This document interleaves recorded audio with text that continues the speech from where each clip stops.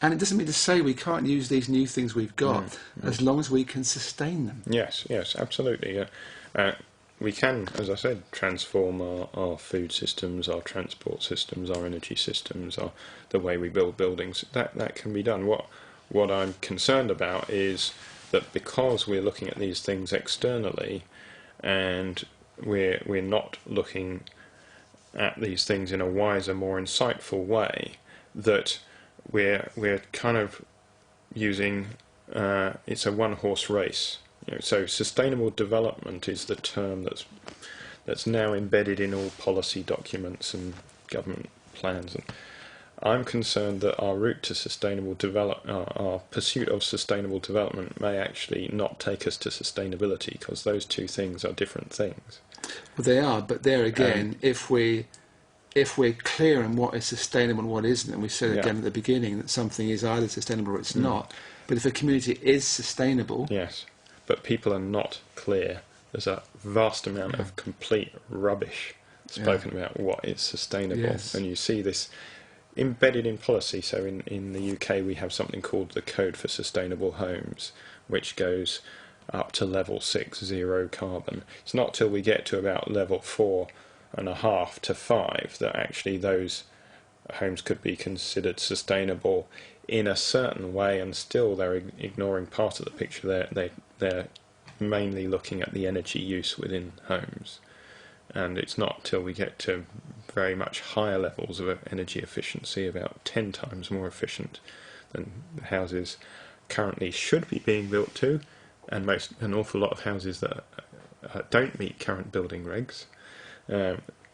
There's a lot of delusion going on. Is something we talked about when you asked me to come along for this interview.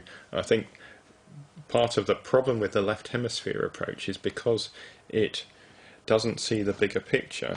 It believes in its own perspective, so we blindly go on thinking we're doing enough without the wider context. So, and that's what concerns me. Okay, we've got about 5 minutes left. In that 5 minutes, what are the main things that you think that people can do on a practical level, both on the outside and on the inside as well? Yes. I think one thing we need to do is develop a culture that is sustainable. It's our culture that is unsustainable, and it's what sustains the unsustainable. So develop a culture of sustainability, and that also means developing a culture of change. So surround yourself with things like Conscious TV, Permaculture Magazine, materials that are going to feed you information, insights, courses, if you're a person that goes on courses, things that will feed you skills. Those are the things that give us our world view, and essentially our current world view is not sustainable, so we need to develop a different world view. So that's part of what it means in terms of looking at how we work with ourselves. As I said, there are people that know how to retrofit your home. That's a really important thing to do. If there's one single thing, although, as I say, there isn't one single thing, but that's a major thing. It's a priority, that one. Change where you get your food from and what you eat. Try and understand the impacts of different kinds of food. Because you are what you eat, as you gave the illustration earlier with the feed the brain the wrong material, and it comes out and does funny things. Exactly. Yeah. An awful lot of our foods are not only high energy consuming foods to get them to our plates, but also they don't naturally help create health. We eat a lot of foods that naturally create illness. So change what you eat and where it comes from. Try and source your foods more locally, and if that means eating more vegetables, which are much easier to get from local sources, then do that. If you can change the way you travel, then that's an very important thing to do, and that is closely linked to one thing that people often don't talk about, because there's a focus on us as consumers in the home. Work.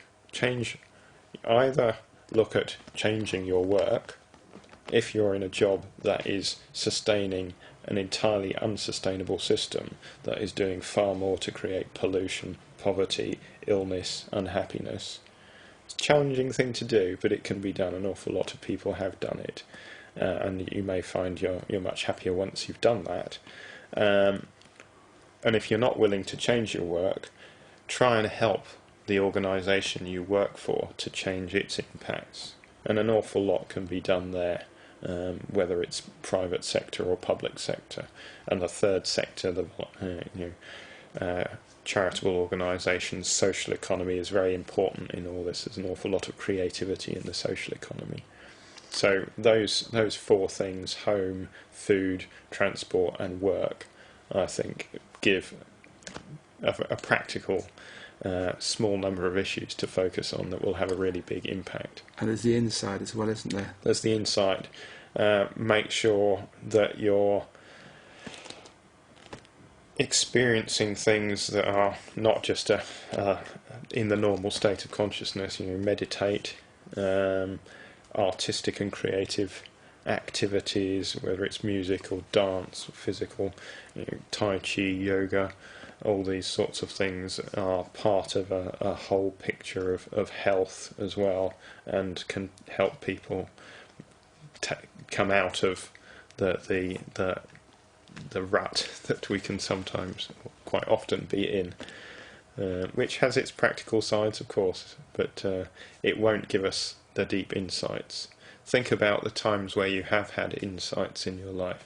Think about the times where some really transformational change has happened, either in the way you've seen the world or yourself or other people, and where there's been great change in your life, and think about its circumstances and experiences and your internal experience, because that may give some pointers to the kinds of experience that can help transform the way we relate to the world which we're part of. Yeah, I'd like to add one more thing, if I may, and that's the quest to find out who you really are. Mm-hmm. Very important. That's very fundamental. Yes, and absolutely. That opens a lot of doors. It's an incredible journey. Yes. You don't know where it's going, but it's probably the most real journey there is. Absolutely. Yes. On that note, I'm looking at the clock that's behind you there, and the time's pretty much up. I want to thank you very much for coming in, Steve. Thank you, Ian. And I want to again show his book, Steve's book again, Sustainability, Consciousness and Climate Change, and also like to recommend this other books I've really enjoyed, Left in the Dark there by Tony Wright. They're both good, stimulating reads. And thank you once again for watching Conscience TV, and I hope we see you again soon. Goodbye.